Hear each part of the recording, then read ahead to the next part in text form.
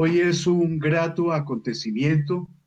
Buenos días para nuestras amigas, nuestros amigos que nos escuchan, que están acompañándonos en el jueves del Caravanserai de libros, imágenes y lecturas de la Facultad de Ciencias Humanas, del Centro Editorial. Y digo que es un acontecimiento muy grato porque estamos con la editorial Madreselva. Yo le he contado al profesor Carlos Páramo del proyecto que tenemos conjunto. Y este acontecimiento editorial, hoy nos presentamos un proyecto, presentamos a la editorial Madreselva de Argentina. Y está con nosotros Verónica Diz, Leonardo Rodríguez de la editorial Madreselva. También nos acompañan Marc del taller Reci Libros. Marc, ¿cómo estás? También Jordi, allá en Polinización Social. Bueno, les doy la bienvenida a todas ustedes, a todos ustedes, con libros, con lecturas y con un proyecto muy interesante, Madreselva. Profesor decano de la Facultad de Ciencias Humanas, es muy grato tenerlo hoy acompañándonos en esta presentación y conversación con Madreselva y nuestras amigas y nuestros amigos. Bienvenido, profesor Carlos Páramo Bonilla, para este Caravanserai de libros, imágenes y lecturas hoy jueves. Buenos días. Y los dejo entonces a ustedes. Con gratas Muy buenos días. Mil gracias, Rubén. Muy buenos días para ti, muy buenos días para Verónica, para Leonardo, para Marc, para Jordi. Y un saludo a todas y todos, cualquiera que sea la hora y el lugar donde estén viendo esto. Agradezco enormemente la deferencia en la invitación y en el mejor de los sentidos, lo que menos me interesaría acá es hacer un saludo institucional y de corbata, en la medida en que parte de lo feliz de la vida de los centros editoriales, o que al menos debiera serlo, es que fuera lo menos institucional y sin corbata.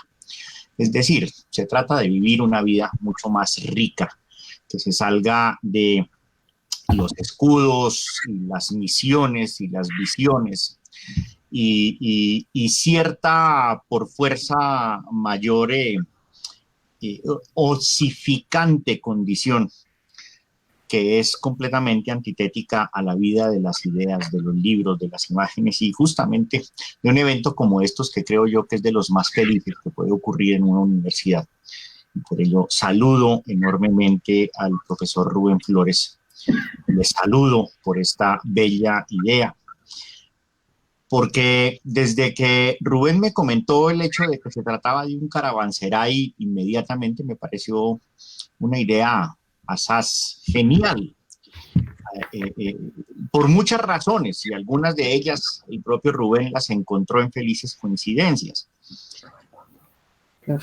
La palabra puede resultar un tanto ampulosa mientras uno no se familiariza con ella, pero el caravanserai es toda una institución y uno de los motores fundamentales, ni siquiera llamémoslo de nuevo con esos términos grandilocuentes de la historia, sino de la vida social y de la vida generosa y de la vida que permite otras vidas. Esa conjunción que es por un lado arquitectónica, pero por otro lado es vital entre el patio y la caravana, el lugar donde convergen las distintas rutas que lo son de comercio, pero también lo son de destinos, lo son de ideas, lo son de historias, lo son de hábitos, lo son de comidas, lo son de bebidas, lo son en todos los sentidos y convergen en un patio y allí se asientan y allí intercambian y en la noche comparten fogatas y comparten e intercambian toda suerte de avalorios y toda suerte de elementos útiles o mágicos. Y el hecho que estemos aquí en este momento encontrándonos paradójicamente por obra y gracia de la red en estos tiempos que aún siguen siendo bastante aciagos y que nos permitan compartir al tiempo un té, un café, un mate, etcétera, y poder compartir esas ideas, pues creo yo que, insisto, es lo que debiera hacer todo el tiempo a la vida de una universidad. Exactamente se reproduce esa idea del caravanserai como la pensó Rubén, de donde también, pues por supuesto, vienen los bazares y vienen y vienen ciertas concepciones arquitectónicas enormemente incidentes en la historia del mundo que nos hermana, mal que bien, del mundo ibérico, del mundo iberoamericano, y uno de sus últimos vestigios fue justamente el edificio que diseñara el maestro Rogelio Salmona y que da lugar a los posgrados de la Facultad de Ciencias Humanas, donde se encuentra nuestro centro editorial inspirado justamente en los principios de los caravanserai de antaño. Y quería insistir en que no es de sorprenderse la relación con el libro en estos contextos, y por eso tanto más afortunado el símil, al cual apela Rubén, que ojalá de símil pase justamente a una actuación, a una reactuación de esos principios. Como lo mencionaba Rubén, mi vocación fundamental es la de antropólogo. Y no puedo dejar de pensar, y probablemente siempre lo hago, en el que en mi más modesta opinión es el texto fundamental de la disciplina antropológica. Y ese texto fundamental es el ensayo sobre el don de Marcel Mauss. Es un texto que perfectamente es coherente y consistente consigo mismo, porque es de los textos más generosos que puede haber producido alguna vez alguna disciplina social. Uno de esos ensayos que hoy en día sería inmediatamente desestimado de nuestras publicaciones académicas, nunca cualificaría para una publicación indexada, sería devuelto por ampuloso, por extenso, por no reducir el mundo a 25 páginas, a espacio y medio en letra Times New Roman y normas de citación Chicago. Y es justamente el modelo de los textos que yo creo que debiésemos cultivar, todo lo contrario a esos textos técnicos que de manera tan odiosa se han impuesto como una suerte de corset para distribuir el conocimiento, distribuir las ideas y tasajear la belleza con economías de guerra. El ensayo sobre el don de Marcel Mauss es todo lo contrario, insisto. Tiene que ver con la absoluta fertilidad, la generosidad en las ideas, el tratar de redondear justamente el mundo en sus contornos a la luz de un texto, siempre dejando igual puertas y exclusas abiertas para que pueda recibir otras ideas, etcétera. Y lo fundamental allí es justamente lo que entraña al regalo, al don, al obsequio. Cuando uno obsequia algo, se está obsequiando a sí mismo y está contagiando a aquella persona a quien uno le regala algo. Y ese don propugna por desintoxicarse y por ser devuelto. Es un don que se recrea en la persona a quien se le ha obsequiado algo y allí es devuelto. Y es devuelto con transformación. En última, se establece un régimen de dones y contradones, de dar, de recibir, de devolver, que siempre nos permite avisorar otros mundos que no están mediados por el capital. Unos mundos de la reciprocidad, de unos mundos del crecimiento colectivo, de unos mundos del saber dar, de ser generosos, pero también esa otra dimensión de la generosidad, que es el saber recibir y tener siempre las puertas abiertas. Y tal vez haya dos tipos de dones que sean modélicos en exacerbar las vastísimas posibilidades de esa teoría sobre el don o los peligros de esa teoría sobre el don. Y aquello que signa lo más peligroso es ese típico símbolo del don, que es el billete, que es la moneda. Esa pieza de papel cargada, henchida de una materialidad paradójicamente etérea y convenida, con arreglo a veces a los caprichos de alguien, del cual a veces simplemente depende nuestro destino, y en sus antípodas está el libro como don. Es el libro como don, como un don inagotable, como una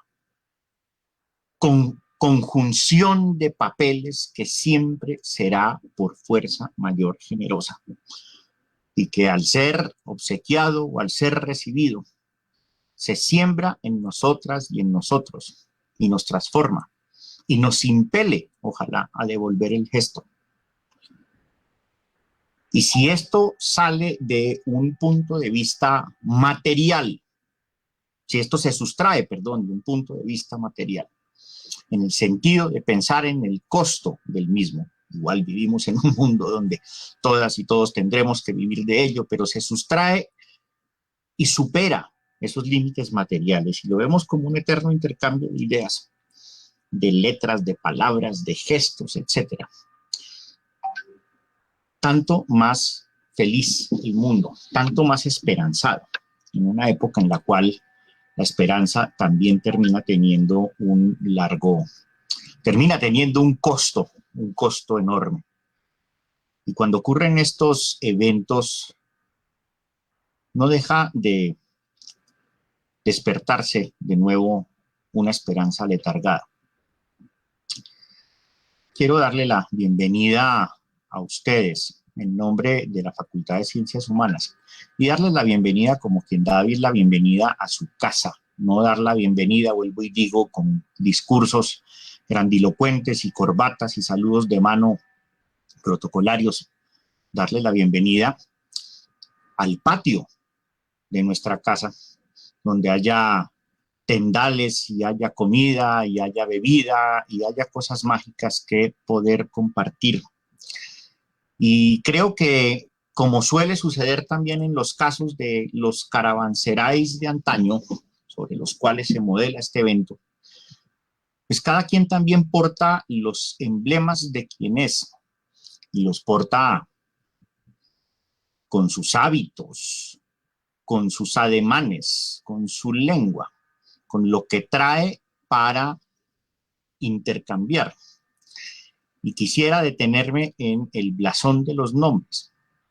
Madreselva me parece un nombre particularmente bello y evocador y afortunado por su enorme pluralidad de sentidos y por unas referencias que particularmente para el mundo colombiano son absolutamente entrañables para comenzar. Y espero no cortejar los lugares comunes, y si es un lugar común en cualquier caso, pues tanto más ratifica la idea, porque los lugares comunes son justamente eso, son acuerdos poderosos en la sociedad. Es un bellísimo tango, que significa que significa muchísimo para nuestras sociedades. Y es un bellísimo tango que, como los tangos que uno pudiera llamar canónicos, y los hay por montones, saben encapsular una filosofía que ya no es solo porteña, es una filosofía de nuestras sociedades, profundamente ligadas a la añoranza y a un mundo que se fue, pero aquí además puestas en tensión con la eterna renovación, con una pared donde la madreselva continuamente va escribiendo la historia y la va recreando y la va transformando, a pesar de que sigue manteniéndose igual. Y yo creo que esta es una bellísima metáfora. Y es la bellísima metáfora, además, de la canción hecha libro, y el libro hecha canción, y es lo eterno y es lo episódico. Y es la añoranza del pasado, pero también es la posibilidad del presente, acaso sustrayéndole esa dimensión trágica que es tan inherente, evidentemente, a ese tango que nos hermana a ustedes y a nosotros, como nos hermanan otras músicas ibéricas. Y qué más afortunado el hecho de que a esta madreselva le acompañe la polinización. Y ese es otro nombre que me resulta absolutamente significativo y me parece bello, me parece que representa muy bien el espíritu de los tiempos, o particularmente de las esperanzas de los tiempos presentes, porque es otra manera de llevarlo de un caravanserai, de flor en flor, hasta distancias ignotas, a veces en enjambre, a veces solos, sembrando, recogiendo, germinando, dando frutos, alimentando, recreando la tierra. Y eso también es una manera muy bella de contemplar el reciclaje. Y es una muy bella manera de ver los ciclos que se renuevan como en las madreselvas también, en esa eterna contradicción. Creo que es una muy bonita forma de encontrarse aquí. Muchísimas gracias, les doy la bienvenida y lastimosamente solo se puede decir a través de este medio, pero están en su casa. Cuéntenos sus historias, por favor, y manténgannos toda la noche maravillados con ellas. Muchas gracias. Bueno, muchas gracias por tus palabras y por la bienvenida. Y también, bueno, yo no sabía que vos, Carlos, sos antropólogo, y es justamente la obra de la querida antropóloga feminista Paola Tabet, el libro que la Universidad Nacional de Colombia nos va a dar en reciprocidad, o nos vamos a dar en reciprocidad a este libro que presentaremos a la tarde, Reexistiendo en Avia Yala, que también hemos editado con Polen y con la Resi. Entonces ya tenemos muchos puntos de encuentro. Realmente fue una sorpresa conocer tu vocación, tu profesión, y bueno, creo que no es casualidad que este libro tan hermoso de Paola Tabet podamos editarlo finalmente en Argentina. Yo voy a hacer una breve presentación del esquema de la próxima hora y media, y comentarles que en este primer tramo Leo va a hacer una presentación de nuestra editorial y una conversación con Marc y con Jordi, y en la segunda etapa María Luisa Peralta, que es compañera de la editorial, va a establecer un diálogo junto a Jules Falquet, que es autora también de nuestra editorial.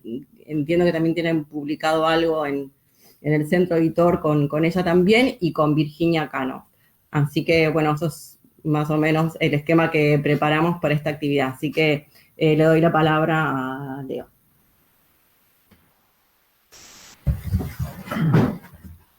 Bueno, no sé si se escucha ahí, si está bien el volumen. Perfectamente. Bien. Bueno, muchas gracias, Carlos, por la introducción. Muchas gracias a Rubén por todas las gestiones y por la iniciativa que tuvo para que hagamos este encuentro, aunque sea virtual, pero que permite unir las distancias y acortarlas en un mismo mensaje. Y entonces quisiera iniciar nuestra presentación de la editorial Madreselva con un saludo al pueblo colombiano en estos momentos de dura resistencia.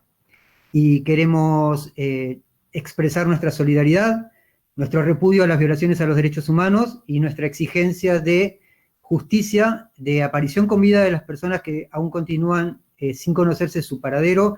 Y bueno, reiteramos nuestro repudio a la represión. Tenemos amigos y amigas muy valiosos en Bogotá y los extrañamos y nos preocupamos también por ellos. Así que un saludo a La Valija de Fuego, una librería que está en Bogotá y editorial también, con la que hemos compartido ferias, innumerables ferias, y nuestro corazón con ellos.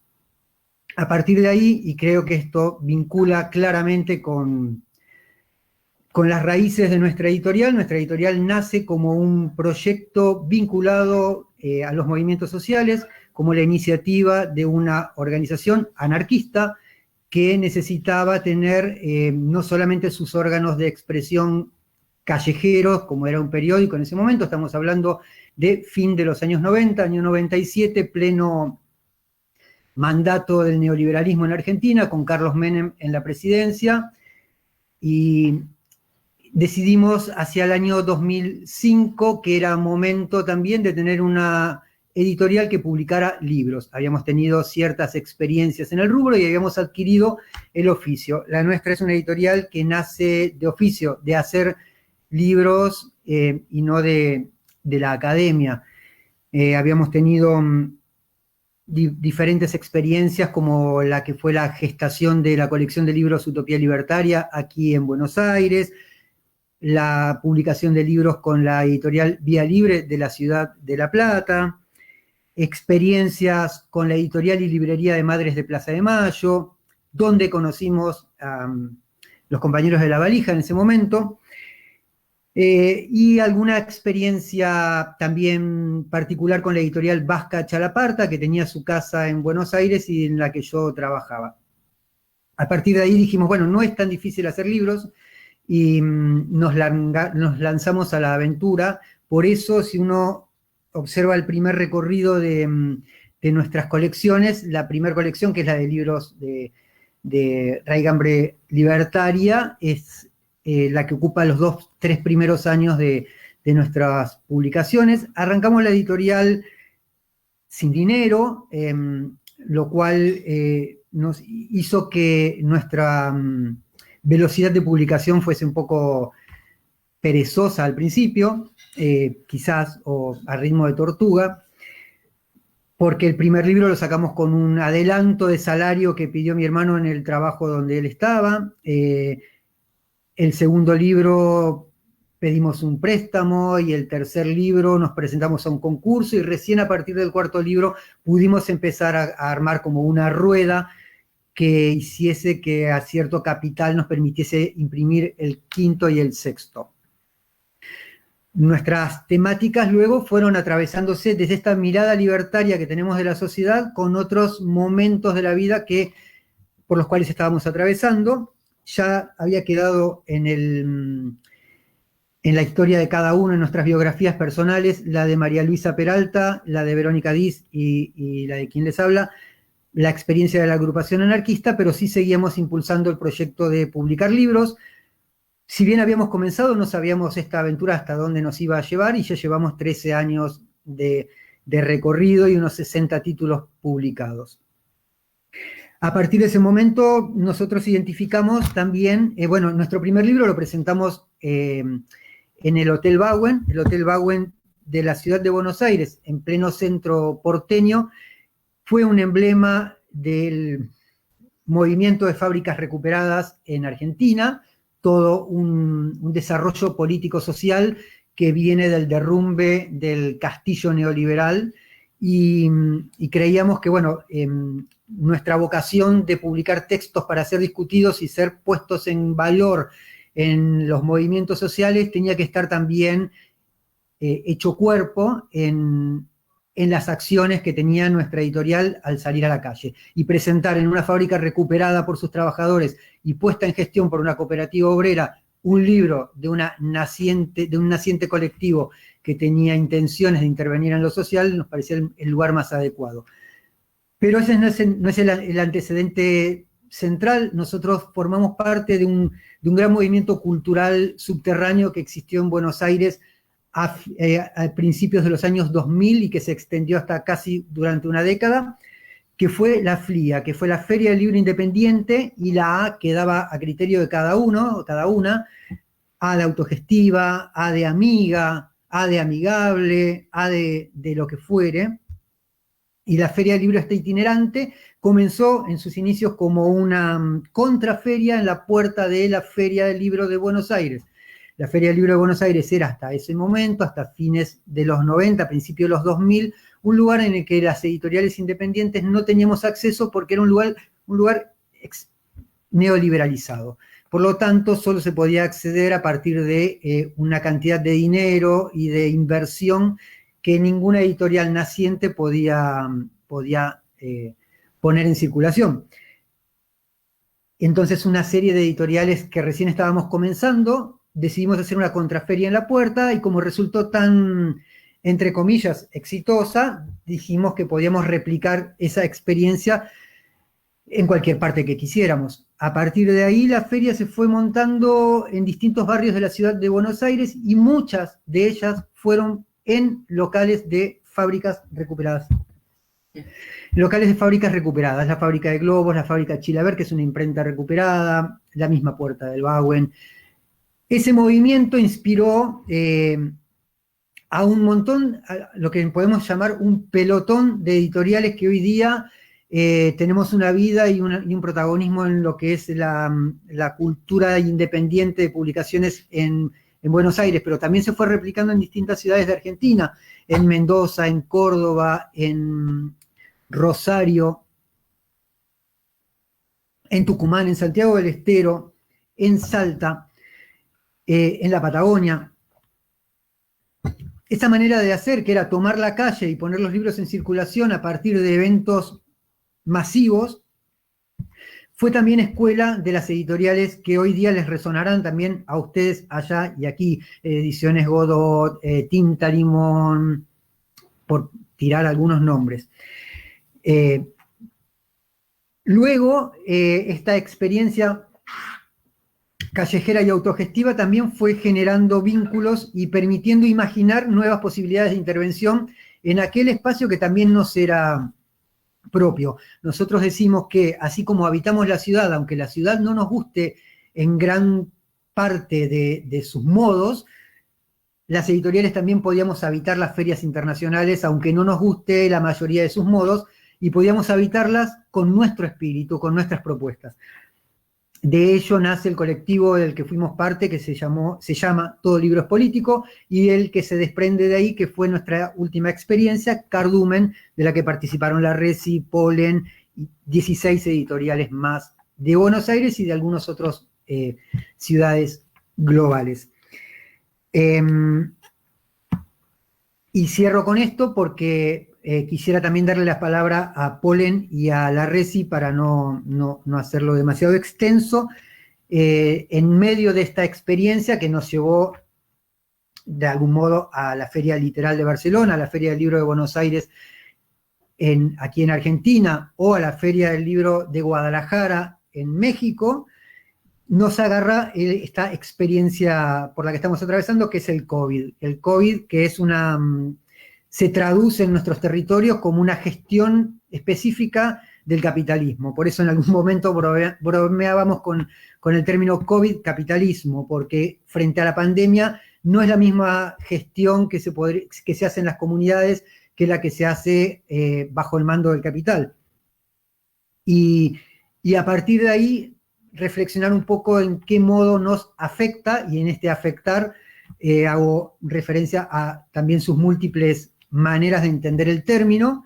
Nos afecta en lo positivo y nos afecta en lo negativo, ¿no? Bueno, nosotros vamos a hacer eco en esta afectación positiva del COVID, porque ante el impacto que produce la paralización de nuestras economías, la imposibilidad de los encuentros, la distancia social, tratamos de desplegar algunas herramientas que también son herramientas mínimas, pero son las que nos permiten sobrevivir. Sobrevivir no solo económicamente, sino también sobrevivir afectivamente, que es lo que nos da posibilidades de proyectarnos hacia un futuro posible.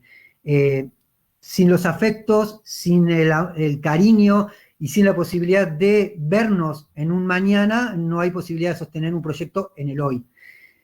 Y de ahí surgen dos experiencias que quisiera rescatar brevemente. Una es la de Sálvese quien lea, en pleno cierre, en plena ASPO, que era el aislamiento social preventivo y obligatorio en la ciudad de Buenos Aires. Editoriales independientes y librerías independientes lanzamos una convocatoria de preventa de libros a través de las librerías para sostener esos comercios que económicamente se veían imposibilitados de abrir sus puertas, con una venta a futuro, para que aquellos lectores y lectoras que quisiesen dar su apoyo económico pudiesen de alguna manera canalizarlo y sostener estas a las librerías y a las editoriales. De ahí se desprenden también una incipiente red de librerías independientes en la Ciudad de Buenos Aires, que todavía no termina de nacer, pero no es un proyecto que haya naufragado. Estamos todavía en ese empate técnico de ver si estamos viendo la mitad del vaso lleno o la mitad del vaso vacío.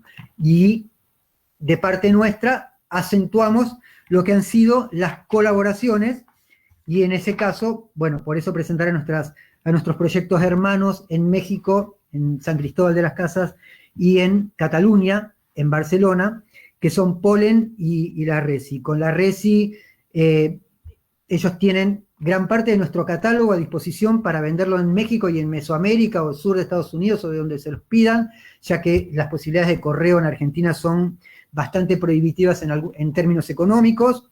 Las trabas burocráticas de financieras para cobrar son también difíciles y ellos la tienen más allanado, entonces decidimos poner a disposición el catálogo que ellos manejan de acuerdo a sus criterios también, ¿no? Entonces, creo que esas apuestas a la confianza y a la entrega son las que nos van a mantener. No es el único proyecto posible, pero es el que encontramos nosotros. Del mismo modo que con Polen practicamos la reciprocidad de coediciones, no solo Reexistiendo en Avia Yala, el primer juego de Juan y Marina, Descubriendo el Cuerpo, Sembrando Palabras, y la última experiencia, que fue una publicación que ellos lanzaron en catalán, que es El Port del Demà, que nosotros publicamos en Argentina en castellano como El Cerdo de Mañana, y que es una publicación que en clave distópica denuncian los estragos que producen el mega extractivismo que sufrimos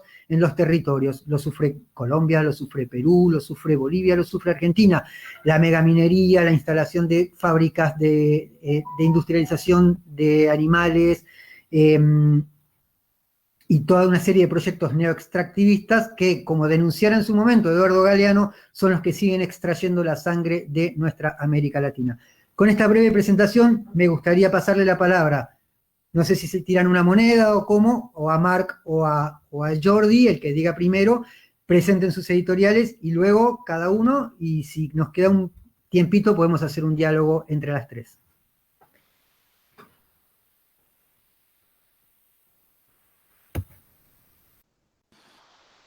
Vale, ¿voy yo, Marc? Vale, bueno, pues buenos días para vosotras y vosotros, y buenas tardes si alguien me oye, porque aquí en Cataluña ahora ya es la tarde.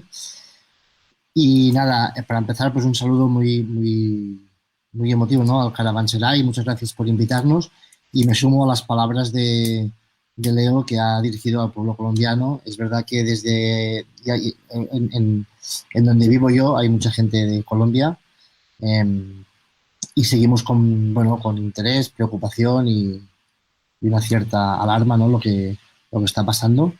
Pero bueno, para no alargarme aquí, pues sumarme a las palabras de Leo y esperar que todo, bueno, que esta lucha se resuelva bien, ¿no? Muchas gracias, Carlos, Rubén, Julián, que estás ahí en el control técnico, y muy contento de ver a Leo, a Vero y a Marc. Vale, es verdad, la pandemia tiene cosas muy raras, pero diría que al menos a Leo y a Vero os he visto más, aunque sea virtualmente, desde que hay pandemia que antes, ¿no?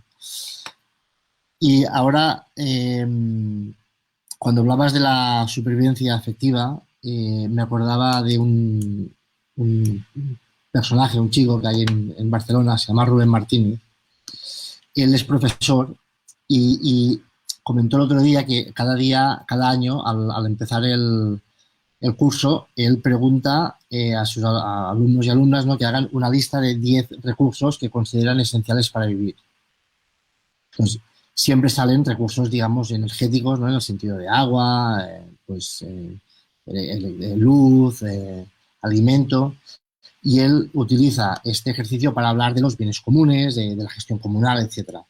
Pero este año, cuando lanzó la pregunta, le respondieron, aparte del agua y todo esto, le respondieron las relaciones familiares y de amistad, ¿vale? Es decir, hace años puso como bien esencial para la vida lo que tú comentabas, Leo, ¿no? O sea, la comunidad, el contacto físico con tus seres queridos. Dicho eso, Polen somos una editorial que este año estamos cumpliendo 10 años. Nacimos en el marco de una imprenta que estaba en Barcelona, en un barrio, y es una imprenta que por una serie de casualidades y una serie de aciertos de su gente, pues hizo una apuesta por lo que llamaron y llamamos ahora la ecoedición, ¿vale? La ecoedición es el cálculo, minimización y comunicación del impacto ambiental de los libros. Esta imprenta creó un sello editorial para experimentar nuevos papeles, nuevas tintas, formatos, etc. Y esta editorial, este sello se llamaba Polen, no tenía ninguna pretensión de venir una editorial, digamos, normal. De hecho, ni siquiera distribuíamos los libros.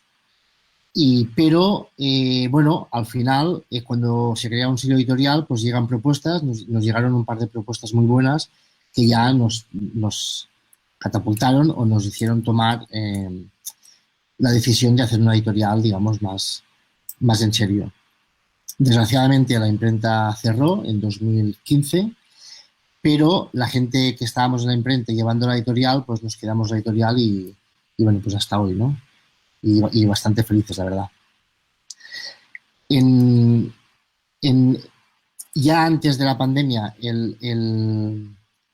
la preocupación por el impacto ambiental de los libros existía, pero en la pandemia, al menos en Cataluña, se ha acrecentado, ¿no? O sea, muchas editoriales, muchas imprentas, incluso instituciones públicas ya nos están pidiendo un cierto acompañamiento o asesoramiento, ¿vale? Para tomar medidas, por un lado, para minimizar este impacto y, por otro lado, para defender el parque gráfico catalán, ¿no? Que es bastante importante. Y hay muchas imprentas, hay todo un sector aquí interesante. Y en ese sentido también se ha rescatado una iniciativa de 2013, que es un sello, que es el sello Libro Local, ¿vale? En el que las editoriales que disponemos de este sello, nos comprometemos a hacer la producción en Cataluña. Por un tema, digamos, económico o de relocalización de la economía, pero, por supuesto, también por un tema ambiental. Y yo creo que esto es importante porque cuando nosotros conocemos a Madreselva, o sea, se da una situación, ¿no? Que es que las editoriales del Estado español y de Cataluña muchas veces ven América en general como un gran mercado al que llevar sus libros y, bueno, o llevar su, ¿cómo se llama eso? Bueno, saldar sus libros, etcétera, ¿no? Esto, aparte de tener un coste, digamos, cultural grande, tiene un coste ambiental muy grande y muy absurdo. Entonces, desde el primer momento, nuestro acuerdo con Madreselva o nuestra relación con Madreselva desarrolló esta capacidad de intercambiar libros, para intercambiar archivos para que libros de Polen se puedan imprimir, producir, en este caso en Argentina, y se distribuyan y se vendan a través de Madreselva, y libros de Madreselva se puedan imprimir y distribuir en Cataluña y en el Estado español.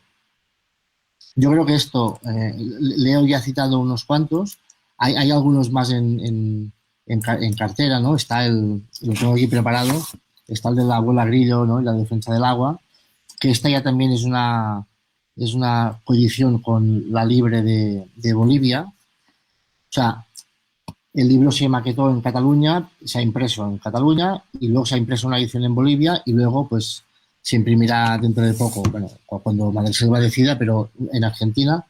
Bueno, esto desde mi punto de vista, da una coherencia ambiental a nuestros proyectos, da una coherencia cultural a nuestros proyectos y, sobre todo, que facilita mucho las cosas, ¿no? Y de cara al público, por decirlo de alguna manera, da también creo yo, da la imagen de que las editoriales de pensamiento crítico, ¿no? Que estamos, como decía Leo, muy vinculadas a un movimiento político o muy vinculadas a a pequeños colectivos, pues somos capaces de colaborar entre nosotros. El sábado pasado en Cataluña se celebró una feria muy, muy importante, que es la Feria del Libro Único. ¿Vale? La Feria del Libro Único es una feria donde se invitó a 12 editoriales a llevar un solo libro de cada editorial que no fuera novedad. ¿Vale? Y bueno, tuvo mucha repercusión y generó una cosa muy interesante, que es que la gente que fue, y sobre todo la prensa, lo que destacó fue que lo que define una editorial al final es su catálogo, ¿no? Hay un funcionamiento muy por novedades, pero yo creo en nuestro caso, el de Pollen, el de Madreselva y el de la Reci, tenemos libros de fondo, o sea, tenemos libros que no están, o sea, obviamente están vinculados en la actualidad en el sentido de que el pensamiento crítico es necesario, es de largo recorrido. Tenemos que reivindicar el catálogo y los libros de fondo, ¿vale? Y creo que esta feria, aunque nosotros no participamos, no fuimos invitados porque solo había 11 editoriales, pero bueno, es una feria que apoyamos mucho y que ojalá pues se amplifique y que se replique, ¿no?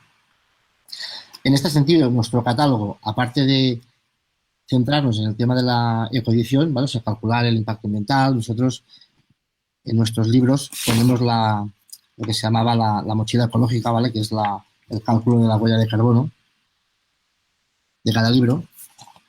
Tenemos un catálogo muy, muy diverso. Siempre cuando vamos a las ferias hay paradas editoriales donde tú ves claramente, bueno, esta editorial empieza aquí y acaba aquí, porque todos los libros tienen unos criterios de diseño, de formato. Nosotros, mira, o sea, tenemos una variedad de formatos terrible. Bueno, terrible no. ¿Esto por qué? Porque cuando empezamos no teníamos un criterio. O sea, estábamos allí, nos llegaba una propuesta y decíamos, qué interesante, vamos a hacerla. No encaja en ninguna colección. Bueno, es igual, pues sacamos una colección nueva, ¿no? Y así teníamos tantas colecciones como títulos. Luego hemos tendido un poco a agrupar, pero sí que nos gusta esta idea de que el diseño de una colección no sea una limitación para recibir o para pensar nuevos proyectos. Estas decisiones de qué se publica y qué no, siempre intentamos que sean basadas en el interés en el contenido, ¿no? O sea, el otro día nos discutíamos con una editorial, más o menos como la nuestra, que ha contratado a una persona para que les lleve la gerencia y la dirección financiera. Y es como, pero esta persona viene del mundo editorial. No, viene del mundo empresarial. Y así como hay tantas editoriales como gente que se dedica a la edición, ¿no? Por decirlo de alguna manera, y aprendemos muchas formas distintas de hacer bien una misma cosa, en este caso libros, en el mundo de las finanzas parece que solo hay una forma de hacer bien las cosas, ¿no? Y cuando pones en tu equipo una persona del mundo de las finanzas que le da igual si se habla de libros que si se habla de cerdos, pues toma decisiones en base a unos números sin tener en cuenta criterios, digamos, culturales, ¿no? Ha salido el tema de la lengua. Nosotros obviamente publicamos en catalán y también alguna cosa en español. Y cuando surgió la pandemia, cuando llegó la pandemia a Cataluña, hubo como dos reacciones, ¿no? La primera de las librerías y editoriales es sálvese quien pueda, no quien lea, sino quien pueda. Pero luego sí que se articuló una respuesta que se llama Siempre es 23. Aquí el 23 de abril, sabéis que se celebra el Día del Libro, y entonces el Día del Libro de 2020 cayó en plena pandemia, confinamiento total, no se pudo hacer casi nada. Pero bueno, las librerías y las editoriales sí que articulamos una respuesta que dio sus frutos, y luego han salido datos, ¿no? Que un 33% de la gente ha leído más durante la pandemia. Yo creo que después de una semana todos conectados al WhatsApp, a las videoconferencias, a YouTube, haciendo yoga a través de pantallas, pues mucha gente dijo, anda, mira, pues voy a leer un libro, ¿no? Un vecino nos decía, todo el mundo tiene libros en casa que no ha leído, ¿no? Pues quizás no es el momento de que las editoriales saquemos muchas novedades en pandemia, sino recomendar, bueno, pues aprovecha este tiempo para leer los libros que no has leído, y creo que funcionó. Y finalmente, yo para terminar, justo hoy ha llegado la revista que hacemos en la escuela de mi hijo y de Aida, que es otra compañera de la editorial, que hemos dedicado a los libros. Este es un banco de libros que hay aquí en la Plaza de la Floresta, donde la gente puede llevar y dejar libros. Y en la editorial usábamos una frase de un poeta vasco que nosotros hemos traducido al catalán, y que él decía que los libros, entre otras muchas cosas, son memoria encuadernada, ¿no?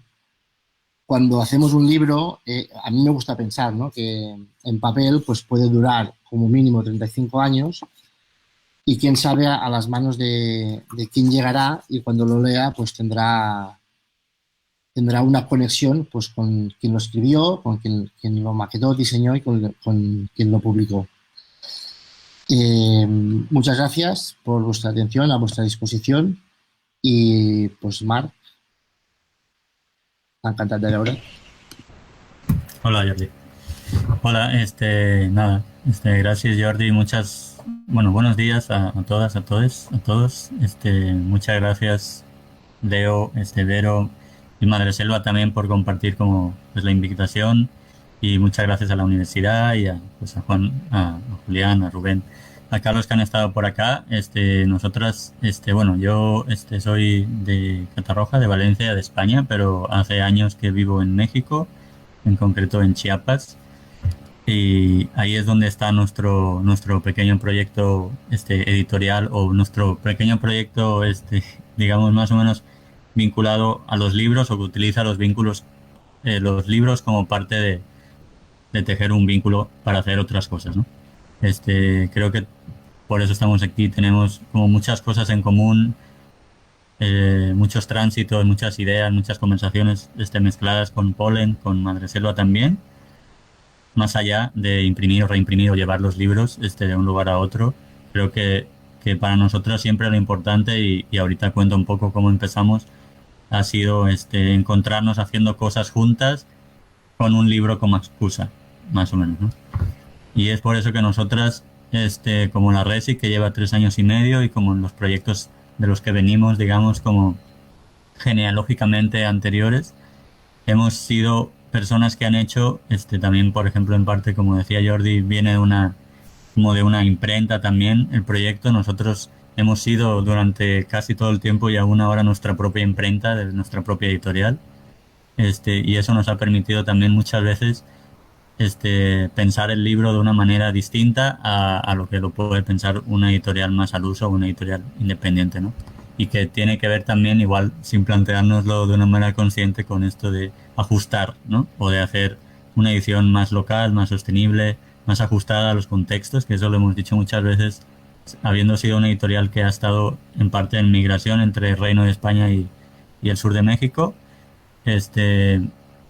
Nos ha dado también la oportunidad de escuchar los contextos y los espacios y los territorios y las gentes que los habitan, cómo dan sentido diferentes a textos diferentes, y cómo hay textos que no tienen sentido, una cosa que parece bastante obvia, en un lugar y en otro sí, y que en parte vuelve también a lo que comentaban antes de esa intención, o de esa tensión del mercado, digamos, editorial hegemónico, en general, del norte a sur, de mandar sus libros, digamos, ¿no? De imponer estas modas de pensamiento de alguna manera, mandar sus saldos, o seguir referenciando siempre pensadores, textos, voces del norte hacia el sur, ¿no?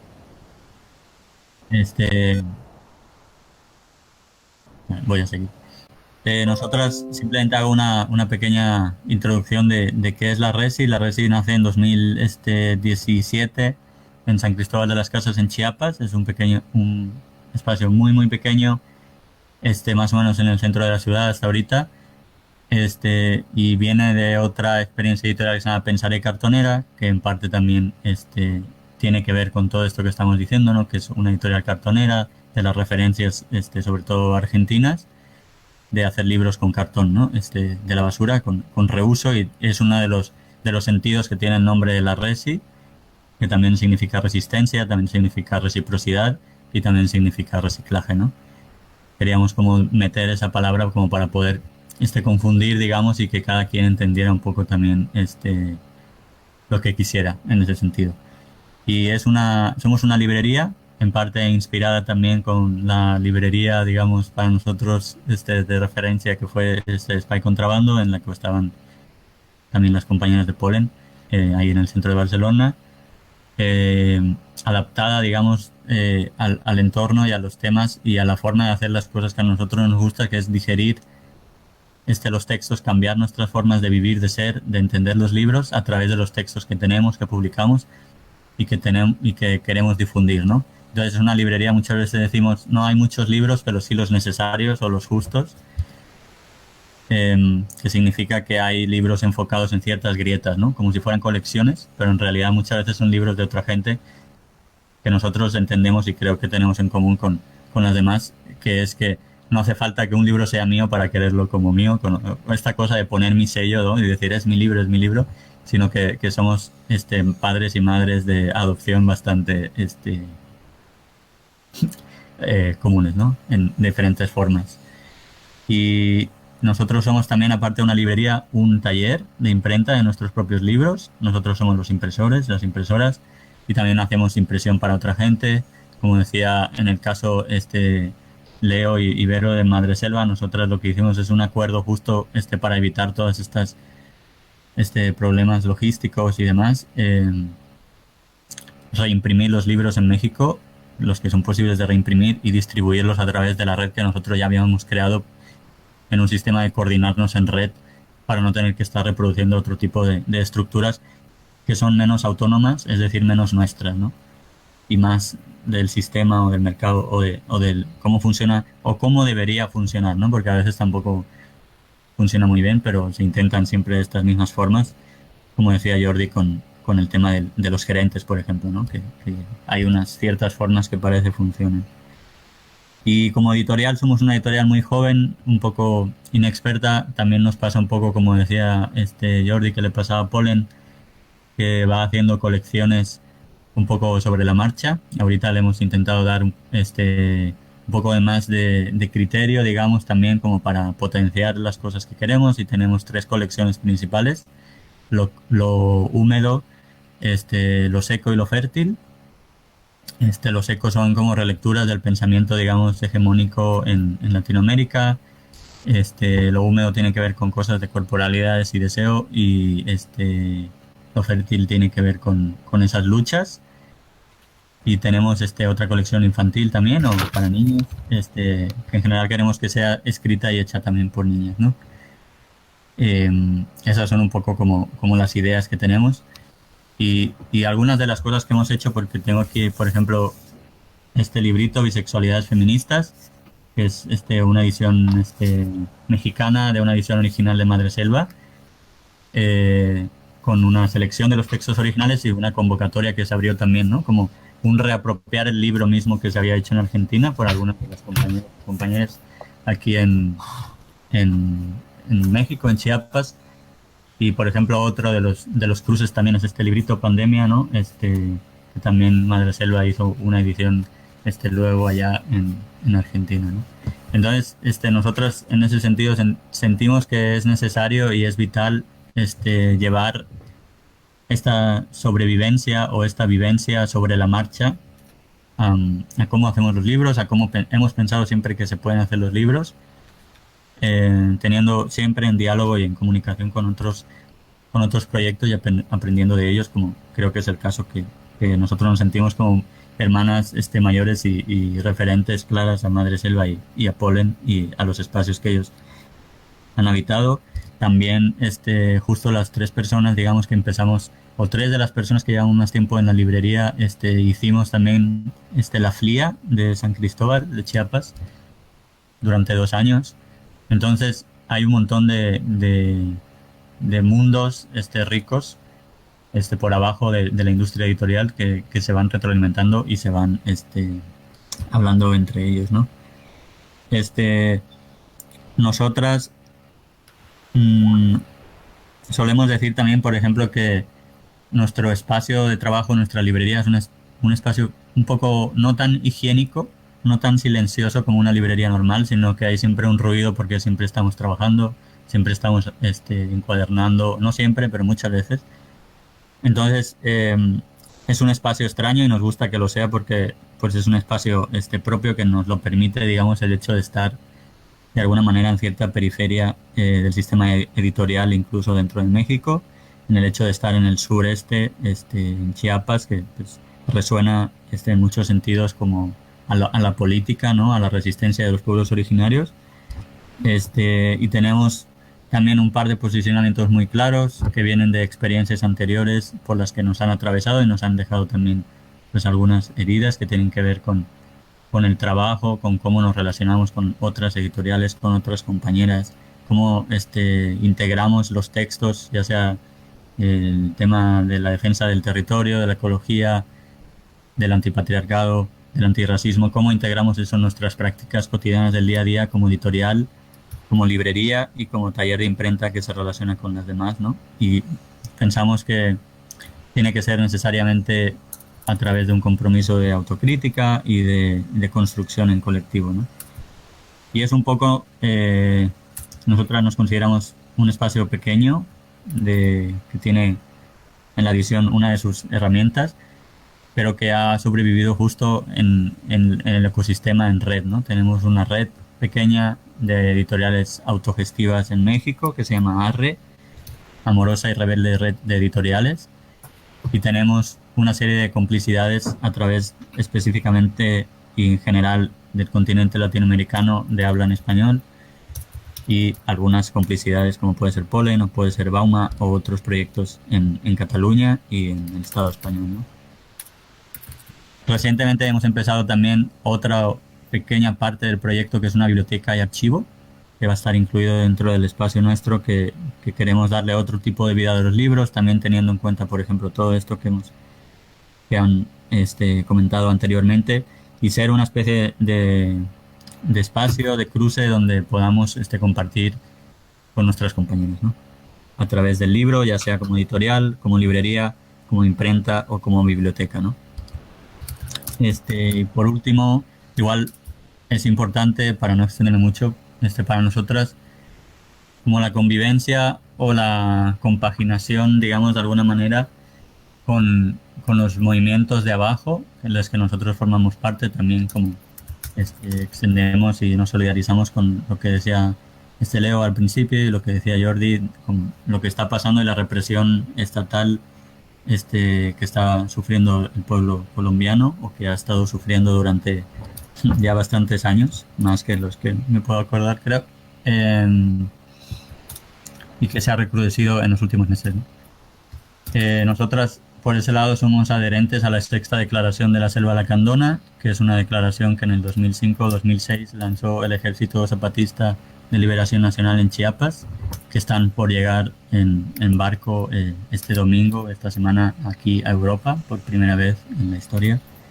Y sentimos que que ahí es donde hace sentido nuestro hacer con los libros, y son esas voces las que queremos compartir, escuchar y compartir con otras personas.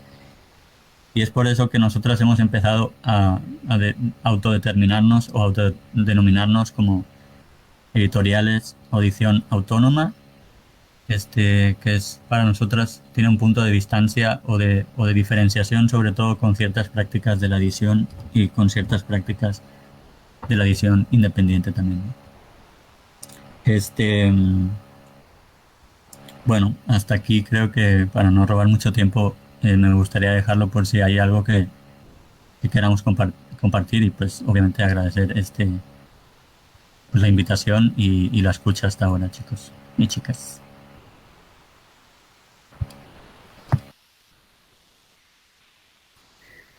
Bueno,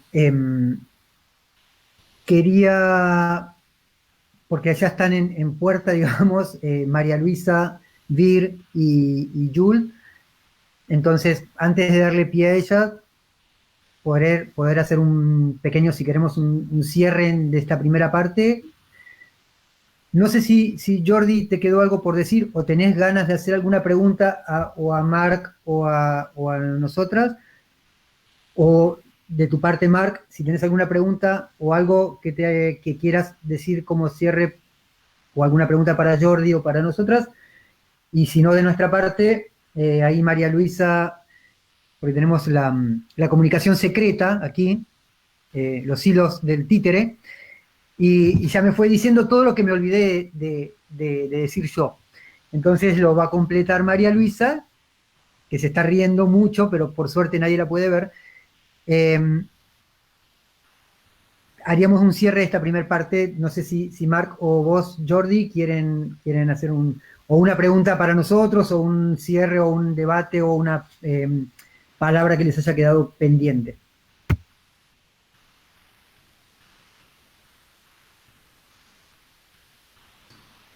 Bueno, o sea, yo solo que Marc al principio ha dicho lo de encontrarnos para hacer cosas juntas con la excusa del libro, ¿no? O sea, yo creo que esto me ha gustado mucho y, o sea, a veces encuentras, ¿no?, en otra persona las palabras que definen nuestra relación, ¿no? O sea, a nosotros los libros nos han permitido que nos encontremos y hemos hecho cosas muy, muy bonitas, ¿no? Y es guay que, o sea, que nuestra relación personal, ¿no?, es muy interesante, nos nutre mucho, y además hacemos libros que son cosas que están bien, ¿no? O sea que yo me acuerdo una vez que después de la presentación estaba tan emocionado que no podía dormir, ¿no?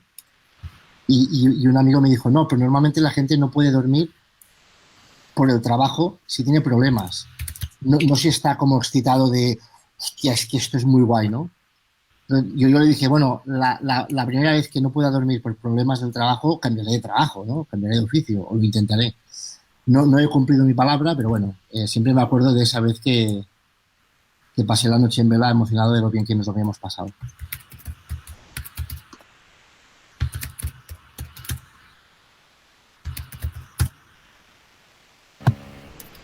No, yo sí, estoy muy de acuerdo con Jordi. Creo que hace falta recordárnoslos más y creo que es importante como pensar el libro. El libro ya es bastante privilegiado como para ponerle además nuestras vidas encima, ¿no? Entonces creo que es importante y pues me gustaría mucho escuchar lo que sigue con María Luisa, con las compañeras.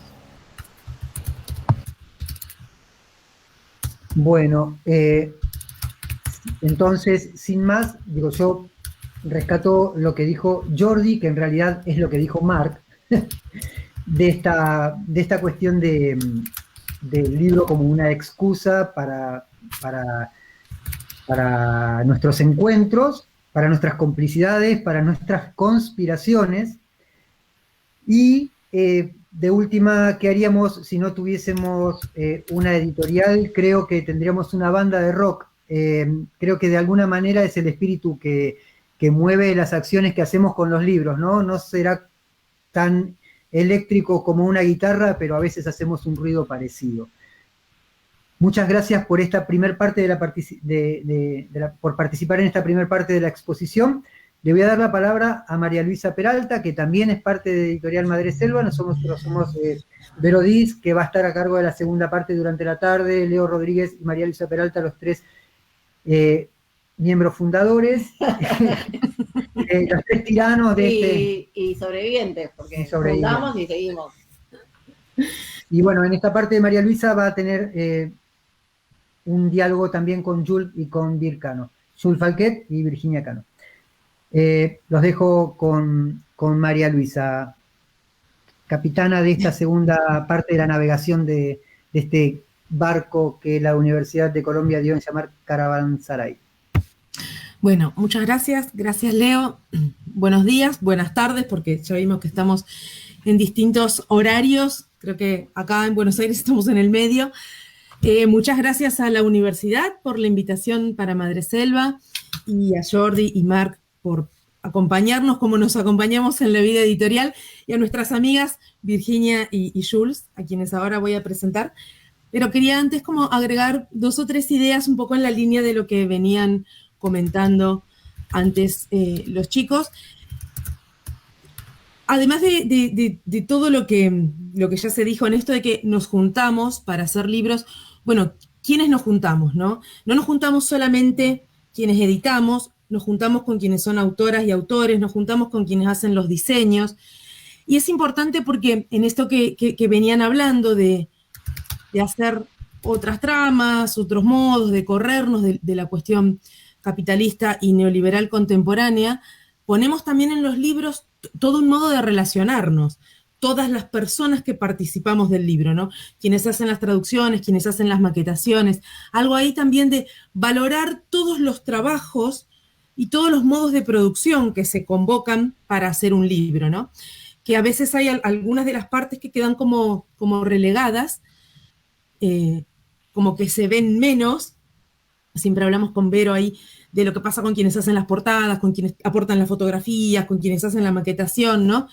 Bueno, todos confluimos en el libro y el tipo de relaciones que establecemos. Tal como decía Jordi, bueno, alguien que viene y te viene del mundo financiero y con otras lógicas, bueno, no, la lógica que tenemos es tener una relación personal y por eso también en Madreselva hemos tenido libros que tampoco iban en ninguna colección, porque bueno, pegamos onda con la persona que nos trajo el libro, queríamos hacer algo con esa persona, nos gustó el tema, y eso también es como ir armando en tiempo presente otras tramas vinculares que creemos que son mejores para ir construyendo otro mundo posible, ¿no?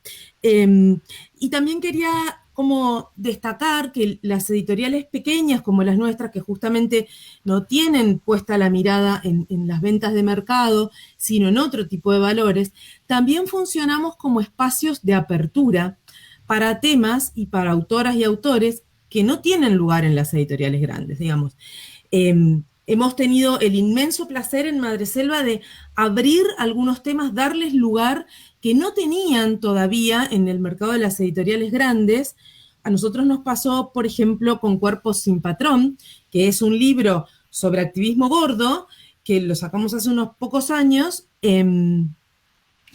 y entonces, a partir de que salió el libro, empezó a circular todo ese campo de activismo y todo ese campo de producción, y hoy ya hay unos estudios de la gordura en las universidades, etcétera, y hoy hay espacio en editoriales grandes para libros que hablan de estas cosas. Pero esos temas, muchas veces, en este caso fue este, o como fue bisexualidades feministas, o como lo que publicamos de lesbianismo, que no tienen en principio ese mismo lugar.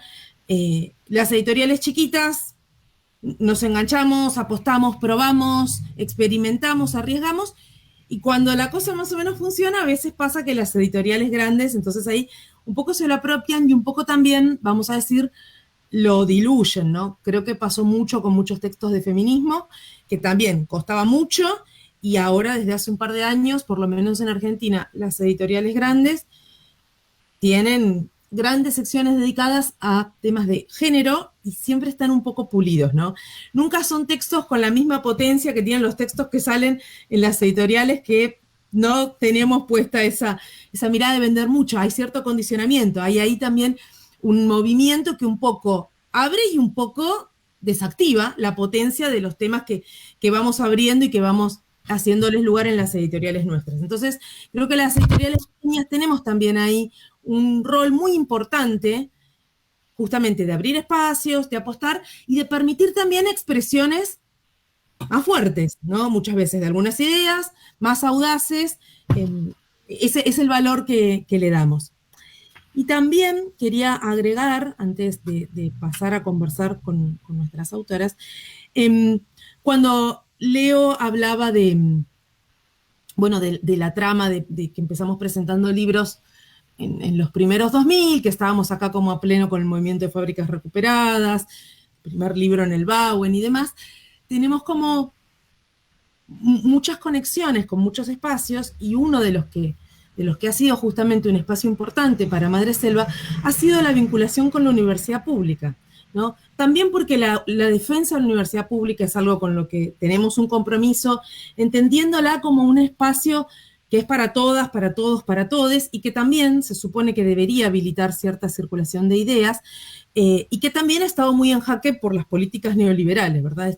Estos cercamientos neoliberales han intentado reducir cada vez más las posibilidades de educación pública, y apostamos a la universidad también, así como a las fábricas recuperadas, así como a las asambleas, como un espacio de diálogo y de interacción, y también de que las editoriales puedan funcionar como vías de poner en contacto a gente que trabaja en la universidad, que piensa, que produce, y gente, otra, que puede tomar esas ideas.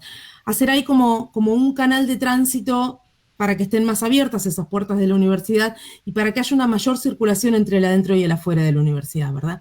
Y también porque muchas veces, por eso hemos publicado tesis de algunas de nuestras autoras, otros textos académicos, textos que producen desde ese pensamiento, pero además porque nuestras autoras y autores son gente bastante impura, que es una cosa que nos gusta mucho. Todos nosotros queremos ser gente impura porque nos da bastante escozor cualquier idea de pureza. Y estas autoras nuestras son personas que se ganan la vida en la academia y que son activistas también. Y que a veces tienen muchas cosas para decir, muy potentes, muy movilizadoras, que no encajan del todo en el tipo de discurso que les permite su espacio de trabajo en la academia. Y entonces esa hibridez de ellas también aparece en los libros que podemos publicar en nuestras editoriales, y ese espacio de celebrar y encontrar nuestras propias impurezas y lugares híbridos e ir contaminando pensamientos, ideas y lugares es una cosa que valoramos también, ¿verdad?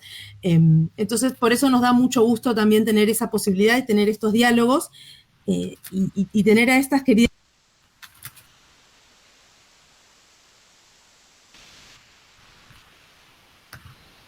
Perdón, toqué donde no había que tocar y silencié el micrófono.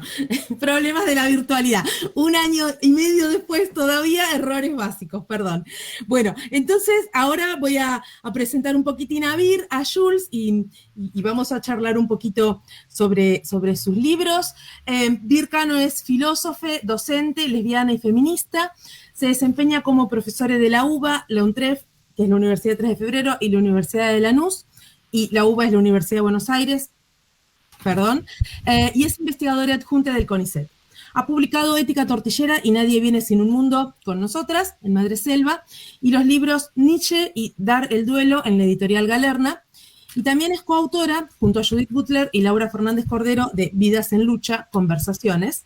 Y ahora le vamos a pedir que nos charle un poco de su próximo libro que va a salir con Madreselva. Y Jules Falquet es doctora en Sociología, graduada en el Instituto de Altos Estudios sobre América Latina de la Universidad de la Sorbona y del Instituto de Estudios Políticos de París.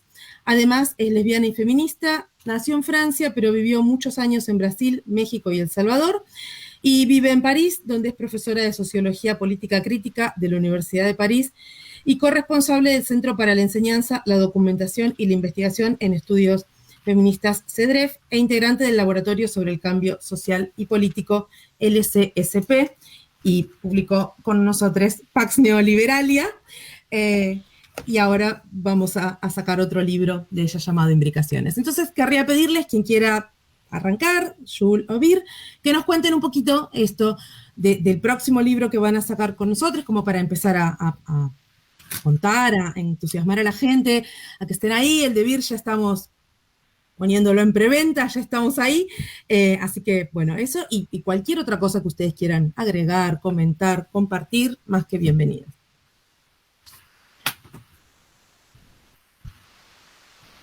Y Jules, me da mucha envidia que te veo con un abanico y acá en Buenos Aires hace un frío espantoso.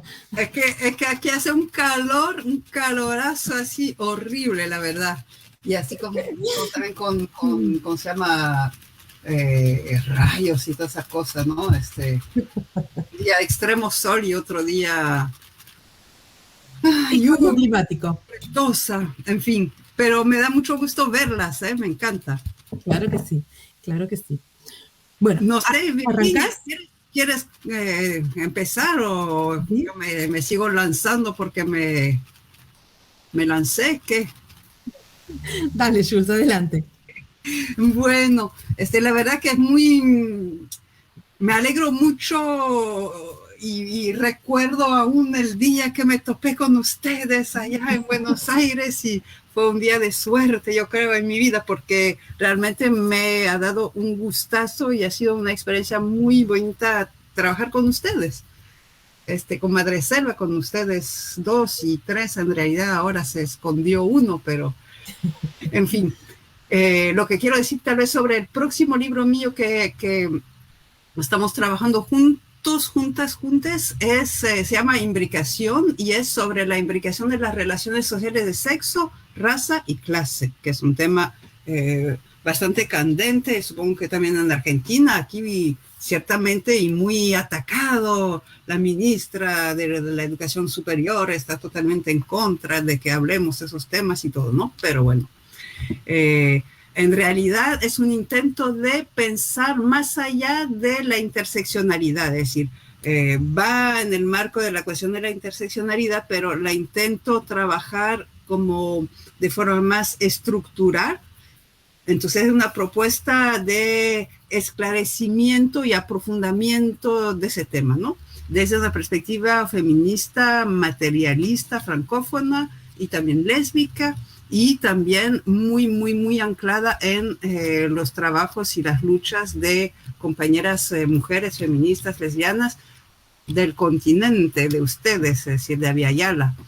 Y me da mucho gusto también que haya sido una traducción compartida y colaborativa, en la que contribuyeron varias compañeras, amigas y demás de diferentes países del continente. Tal vez también por eso te va a costar, Vero, unificar el español, porque además yo ya lo corregí y le metí mi español medio raro, pero digamos, tradujo una chilena, otra argentina, otra colombiana, unas en su tierra, otras en Francia, y entonces ya como frañoladas y así más o menos, ¿no?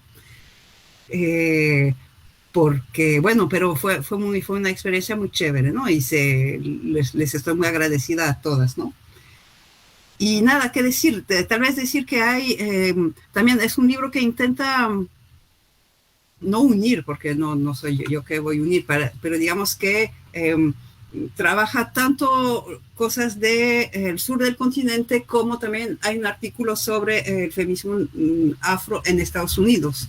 Yo creo que es interesante trabajar esa continuidad, digamos, o las posibles continuidades entre luchas y teorizaciones de las diferentes partes del continente y también el Caribe, obviamente. Entonces tiene una parte sobre el proceso revolucionario en El Salvador, una parte sobre más que nada la ley de mujeres zapatistas en México.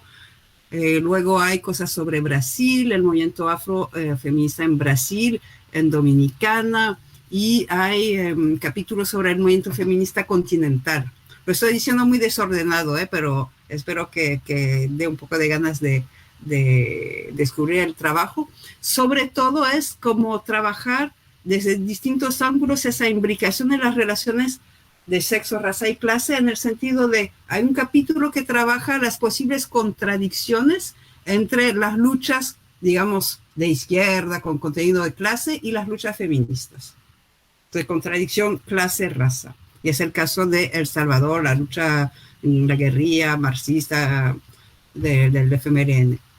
Hay otro capítulo que es más la contradicción posible contradicción para las mujeres indígenas entre luchar como mujeres y luchar como indígenas en el ZLN.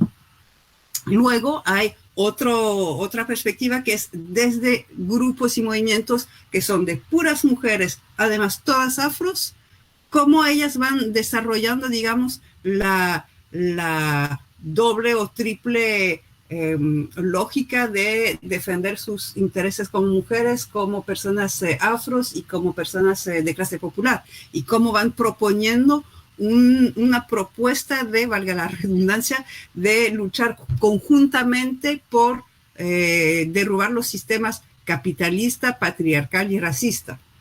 Digamos, cómo lo van intuyendo, pensando, trabajando desde la práctica y desde la reflexión teórica, primero en Estados Unidos en los años 70 y luego en los años 80, por ejemplo, en Brasil, Dominicana, en los años 80, 90, ¿no? Cómo van imaginando, proponiendo cosas muy interesantes, ¿no? Y luego los últimos dos capítulos son qué pasa en movimientos que son solo de mujeres, solo feministas, pero donde hay diversidad de clase y de raza. Y cómo el movimiento feminista del continente intentó combinar primero una perspectiva feminista y clasista, digamos, en lo que se dio a conocer como feminismo de los sectores populares en los años 80, y luego cómo, qué pasa, cuáles son las corrientes, los grupos, las personas que luego intentaron pensar desde, había ya la imbricación de sexo, raza, clase, en especial las feministas y lesbianas autónomas, y luego feministas y lesbianas decoloniales, para decirlo súper rápido, ¿no? Y cómo tal vez ellas son las que han propuesto una suerte de síntesis que se me hace de las más convincentes, pues. Más o menos. Eso es un poco de lo que habla el libro, o intenta hablar el libro. Pues no quiero extenderme demasiado, yo creo que ya hablé bastante, ¿será? Tenemos tiempo y vamos y volvemos. Vir, si querés ahora hablar un poquito del libro. Bueno, hola, ¿qué tal? ¿Cómo les va? Qué lindo verles, la verdad. Bueno, primero decir que Madreselva para mí siempre fue como, primero la primera editorial que me ofreció publicar fue una invitación de Luisa, de hecho, y estaba pensando que las dos veces hay una tercera, que es un libro, pero es una compilación colectiva, que es Nadie viene sin un mundo, pero tanto Ética Tortillera como el texto que estaba por salir, que se llama Borrador para un abecedario del desacato, no fueron pensados como libros, sino que surgieron por idea de los editores de Madreselva, de los editores de Madreselva, que me hicieron la invitación y transformaron algo de esos textos y los convirtieron en libros. Así que, no sé, el agradecimiento es enorme. Ni que decir que, como decía Luisa, permitió para mí hablar algo que era imposible en mi ámbito laboral, el académico, ¿no? Este cruce que está tan fuerte en Ética Tortillera, que de alguna manera también está en el borrador, era imposible en otros contextos y en otras editoriales. Así que para mí fue como respirar un poquito de libertad escritural e intelectual, y lo sigue siendo, seguimos ahí construyendo juntas, así que una alegría. Este texto, el que está por salir, que les decía también que no estuvo necesariamente planeado como libro, surgió como un juego. Como todos sabemos, estamos en pandemia, un aburrimiento total. De repente a mí se me virtualizó todo mi trabajo, ¿sí? Todo el trabajo era virtual, lo sigue siendo, y se me ocurrió que estaba bueno sacar unos videitos por Instagram, proponiendo una serie de definiciones, no definiciones, inspirada en el borrador para un diccionario de las amantes de Monique Wittig y Sandra Saiz, y que es un texto hermoso.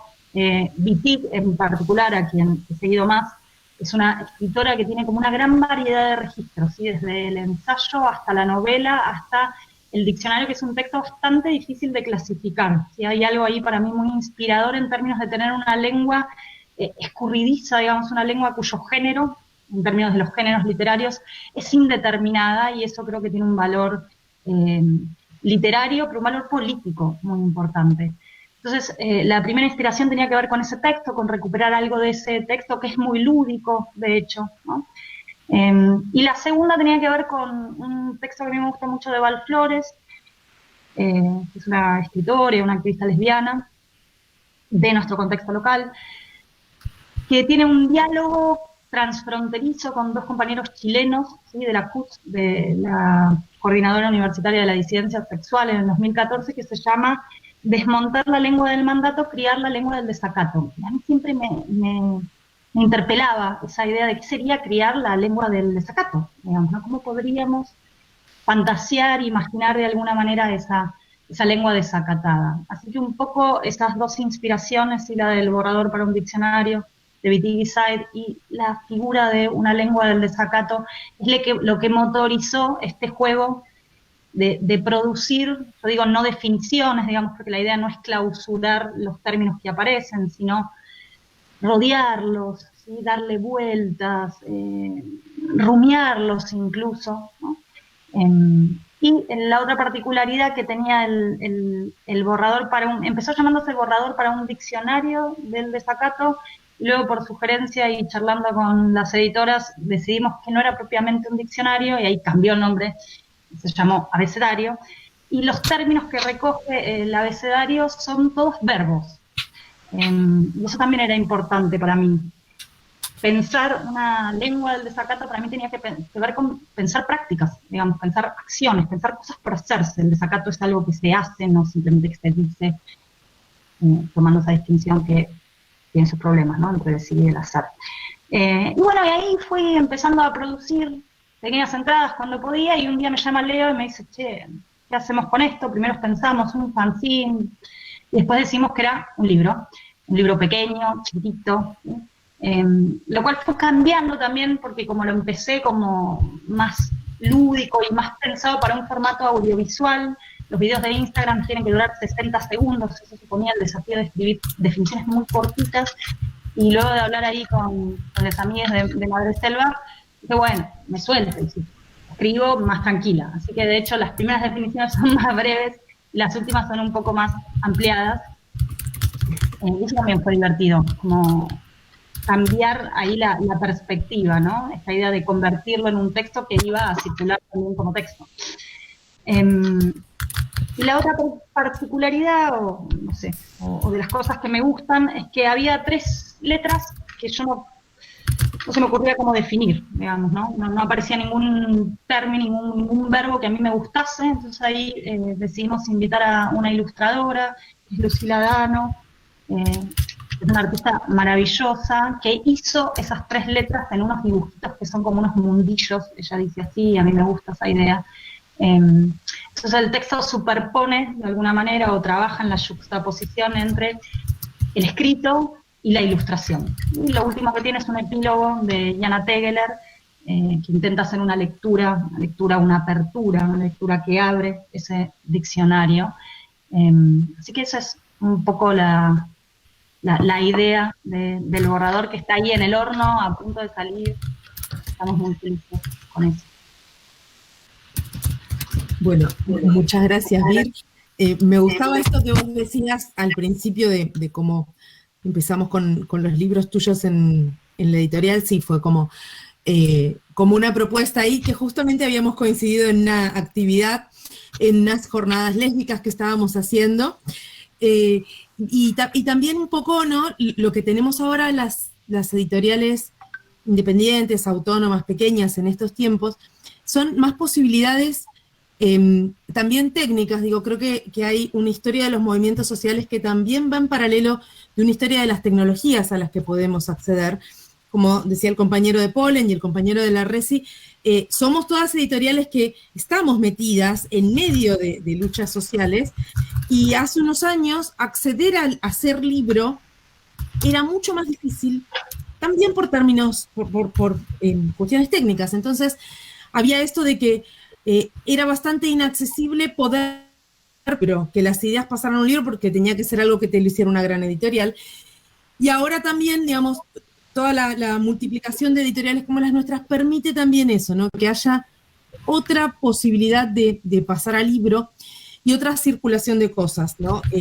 A mí me gusta mucho pensar que una de las colecciones que tenemos en Madreselva es una colección dedicada a cuestiones LGTB, que le he puesto yo Orlando como nombre porque remite a la novela de Virginia Woolf, que si bien es de principios del siglo XX, para mí lo que tiene de muy fantástico es que es totalmente abierta, en el sentido de no clausurar las formas de entender lo sexual y lo generizado de maneras como cerradas, y entonces te da lugar para cualquier cosa nueva que vaya apareciendo, y no tenemos que estar agregando letras permanentemente, y además es una novela maravillosa, ¿verdad?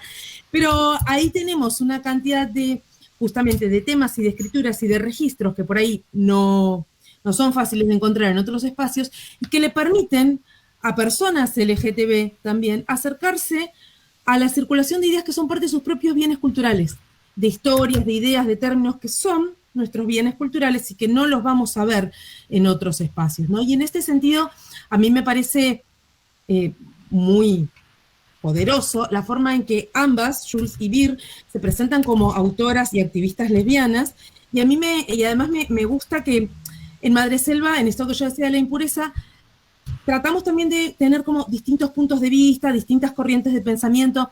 Nosotros tres no estamos de acuerdo en todo muchas veces, como incluso en cosas que publicamos no estamos de acuerdo.